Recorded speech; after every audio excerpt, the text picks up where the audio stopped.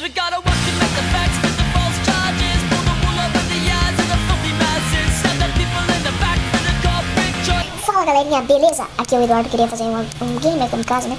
Queria fazer uma videoaula de como você está fazendo uma intro pro seu canal, né? Pelo Camtasia Studio, né? O que tu vai fazer, né?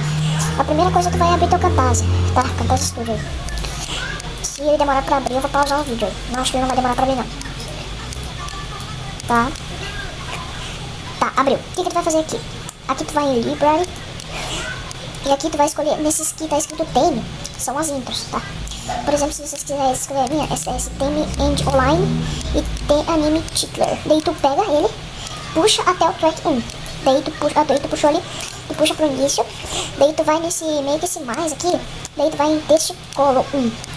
Clica duas vezes, daí tu bota o texto, né? Que tu quer ali, tipo, ó, Game Kamikaze.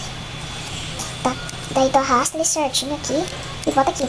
Daí se tu quiser mais um texto, por exemplo, né, que eu botei inscreva-se também, né, daí não é difícil. Daí tu escreve inscreva-se e ajeita certinho como tu quer, puxa um pouco mais pro lado aqui, foi.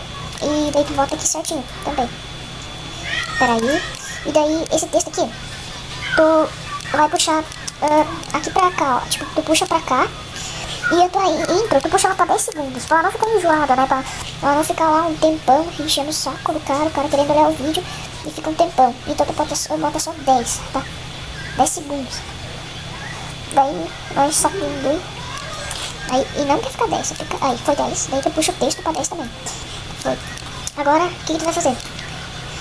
Tu vai vir em, se tu quiser essas músicas daqui, daí você vai em Music, daí tu escolhe uma música.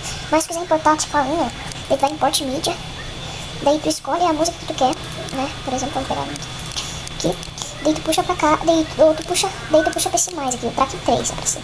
Daí tu vai lá pro final, pega aqui e puxa lá pra os 10 segundos que é da tua intro, né? E do texto lá da intro. Tu puxa até aqui, daí ó, 10 segundos, né?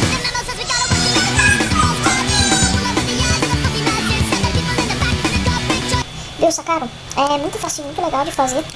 E eu gostei também quando eu fiz essa aqui, a minha intro. E espero que vocês gostaram, que vocês façam. Dê um like aí, compartilhe esse vídeo. E é isso aí, né, galera? Se inscreva no meu canal. Valeu!